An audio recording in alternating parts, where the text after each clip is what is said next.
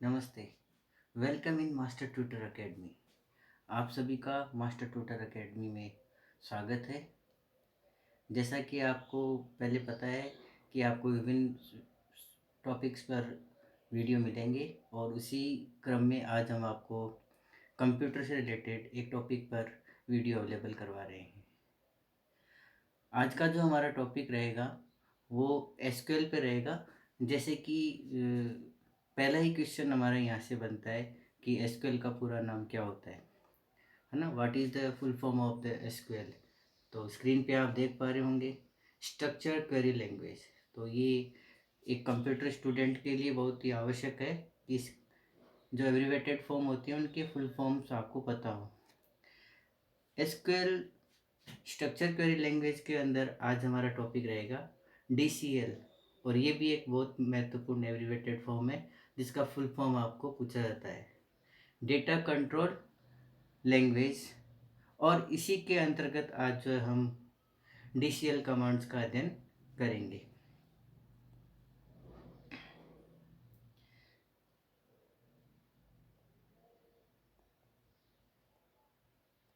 Data control language, जैसा कि आपने देखा इसका पूरा नाम होता है DCL commands are used to grant and take back the authority from any database user। Database के जो यूजर्स होते हैं उन्हें डेटाबेस एडमिनिस्ट्रेटर के द्वारा बहुत सारे ग्रांट दिए जाते हैं, जैसे लॉगिन ग्रांट, एक्सेस ग्रांट। और समय रहते जब उनकी आवश्यकता नहीं होती है तो उनसे वो ग्रांट वापस ले लिए जाते हैं, जिनको हम रिवोक बोलते हैं। DCL perform the following functions. DCL जो है बहुत सारे कार्य करता है जो जिसको हम पॉइंट टू पॉइंट यहाँ देखेंगे। सबसे पहला जो DCL है वो एक डेटाबेस के लिए और एक टेबल के लिए जो है यूजर्स क्रिएट करते हैं, जो यूजर्स के द्वारा डेटाबेस और टेबल क्रिएट की जाती हैं। दूसरा जो महत्वपूर्ण है कि उसका क्या रोल रहेगा डेटाबेस में और टेबल में। Defining the role performing by the user with the respect of database and table. तो उसका क्या रोल रहेगा उसको हम मैनेज कर सकते हैं। फिर उसका क्या राइट्स रहेंगे, granting rights to user. User के पास क्या क्या जो है राइट्स उसके रहेंगे, क्या वो कार्य कर पाएगा।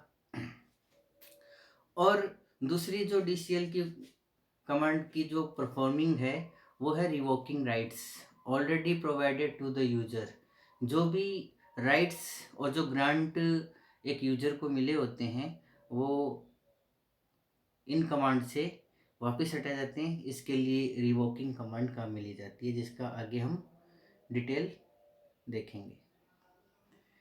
नेक्स्ट है committing the change made to database and table. जो भी हमने डेटाबेस में DCL कमांड के माध्यम से चेंजेस किए हैं, जो भी बदलाव किए हैं, अपडेट किया है, डिलीट किया है, मॉडिफाई किया है, उसको हम स्थायी करने के लिए कमिट कमांड यूज करते हैं, जिसका भी हम अध्ययन नेक्स्ट स्लाइड्स में करेंगे। तो यहाँ आपने देखा 5 इनके कार्य हैं और जो कमांड है वो यहाँ पर आपको पढ़ने के लिए मिलेगी ग्रांट, रिवोक एंड कमिटिंग। इसको कमिट कमांड भी हम बोलेंगे। DCL is a sets of command used to control database access right of the user। जैसा कि हमने भी पहले देखा कि जो DCL होता है वो यूजर को एक्सेस राइट्स जो है उसका नियंत्रण करने के लिए इनका उपयोग किया जाता है कि एक यूजर को डेटाबेस में कितने जो है कितना एक्सेस उसे देना है। It is responsible to provide the security to the database. The commands in DCL includes. जो दायित्व हैं सुरक्षा के लिए डेटाबेस पर वो इन्हीं कमांड से हम लगाते हैं, और ये सारा उत्तरदायित्व जो होता है वो DCL कमांड्स का होता है। पूरी रेस्पॉन्सिबिलिटी इन्हीं की होती है। DCL के अंदर फॉलोइंग कमांड्स जो है आपके काम आती हैं। Here are some commands that come under DCL। DCL के अंदर हम निम्न कमांड का अध्ययन करेंगे, फॉलोइंग कमांड्स। सबसे पहली जो कमांड होती है जिसका मैंने पहले भी जिक्र किया है, ग्रांट। तो यहाँ हम ग्रांट का अध्ययन करेंगे नेक्स्ट स्लाइड्स में। रिवोक दूसरी जो इसकी डीसीएल की कमांड है, and third one is commit. तो ये तीनों कमांड का हम डिटेल में अध्ययन करेंगे। सबसे पहले हम बात करेंगे ग्रांट की। ग्रांट कमांड जो होती है वो एक यूजर को डेटाबेस में कितना एक्सेस देना है उस पर जो है काम करता है, और जो है उसको कितना एक्सेस हम दे सकते हैं उस पर उसको ग्रांट मिलता है। वो लॉगिन एक्सेस कर सकता है, वो व्यू कर सकता है, अल्ट्रेशन कर सकता है। ये सारे राइट्स जो होते हैं हम ग्रांट कमांड के माध्यम से एक डेटाबेस यूजर को एडमिनिस्ट्रेटर द्वारा ग्रांट दिया जाता है। Grant it is used to give user access the privilege to a database. इसमें ये बताया गया है कि आपको जो एक्सेस है उसको जो है डिफाइन किया होता है कि आप उतना ही एक्सेस कर पाते हैं। अब ग्रांट का जो है सिंटैक्स हम यहाँ देख लेते हैं। तो सबसे पहले आपके इस डीसीएल कमांड का नाम लिखा जाएगा, ग्रांट, ऑब्जेक्ट, प्रिविलेजेस, क्या क्या उस पर हमने उसको ग्रांट दिया है, ऑन द ऑब्जेक्ट नेम किस ऑब्जेक्ट पे हम दे रहे हैं, और टू यूजर नेम किस यूजर को हम दे रहे हैं, और विद ग्रांट ऑप्शन क्या क्या ऑप्शंस उसके पास अवेलेबल रहेंगे। इसका डिस्क्रिप्शन यहाँ देखें हम।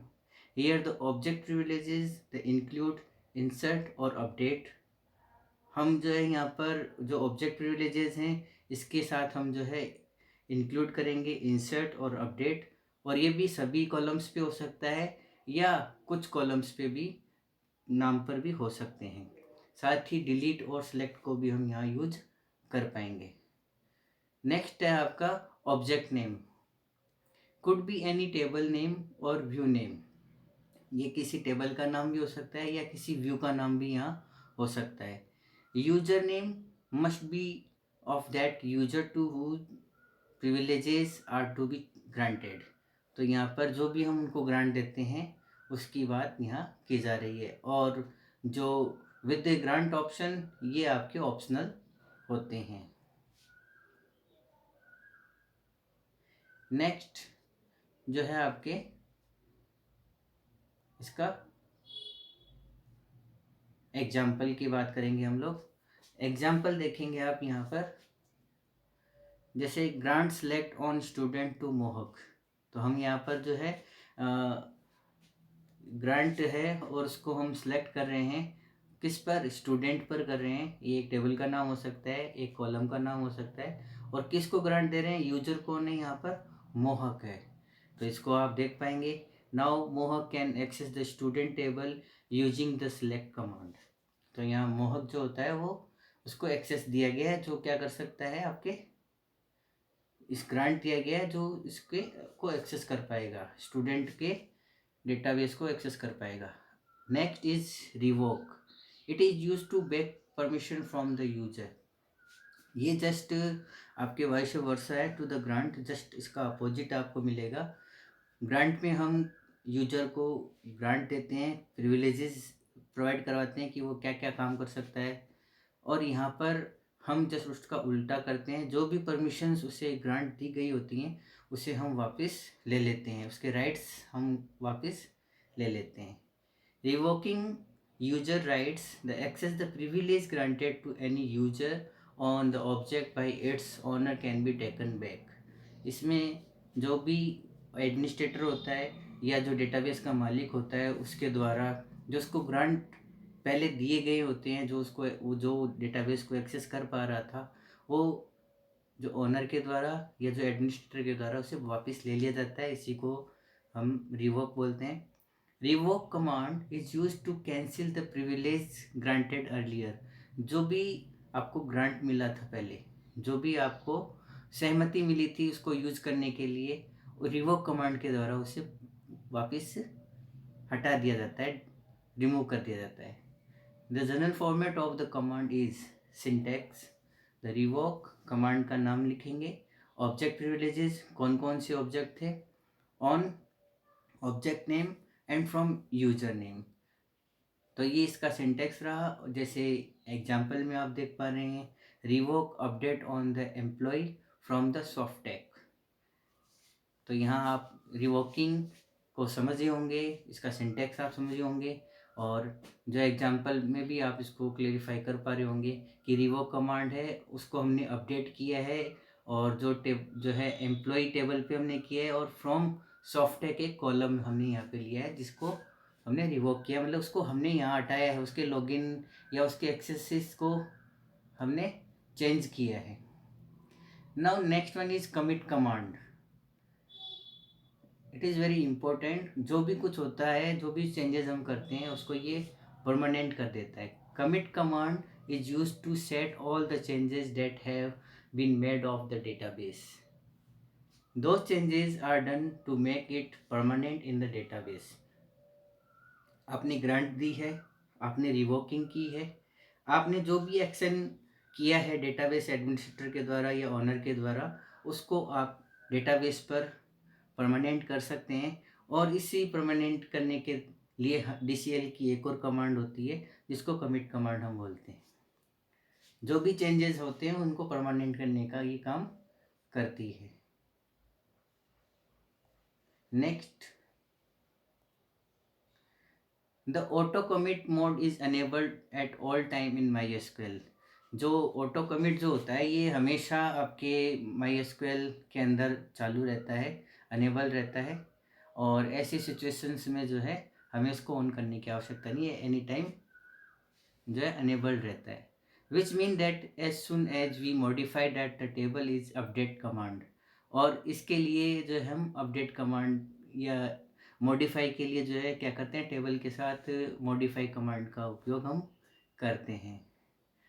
सो this change happen on disk in MySQL। तो जितने भी चेंजेस होते हैं वो डिस्क पर होते हैं, और ये MySQL में चेंजेस स्थापित होते हैं।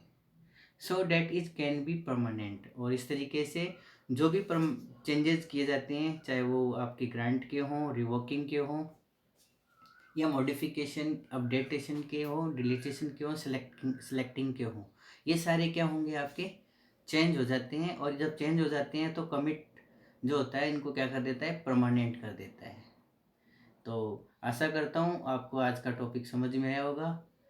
Please like and share, subscribe, and the set notification on all. Thank you for watching and joining us.